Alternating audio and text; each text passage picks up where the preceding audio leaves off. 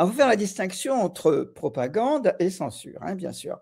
Alors, la propagande, c'est quand même le récit officiel produit par tout gouvernement, hein, quel qu'il soit, dans le respect de ce qu'on appelle la raison d'État à un moment donné, hein. Il y a un récit qui est propagé, disséminé dans la presse écrite, audiovisuelle, dans les manuels scolaires, très, très important, les manuels scolaires, bien sûr, lors des discours, des dirigeants pendant les commémorations, ça aussi c'est très important, les commémorations, hein, c'est là où on énonce un récit officiel dans tous les pays, hein, de ce point de vue-là.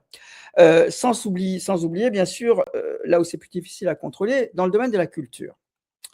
Le principe, encore une fois, est le même pour tout État, hein, à cette exception près que dans les États non démocratiques, ce dont je vais traiter, il n'y a pas d'espace pour un autre discours, pour contrer le discours officiel. Ou disons que cet espace est très limité. Selon les périodes, il peut y avoir un peu plus d'espace, mais souvent il n'y en a pas. Il n'y a pas l'expression d'un contre-discours est extrêmement difficile.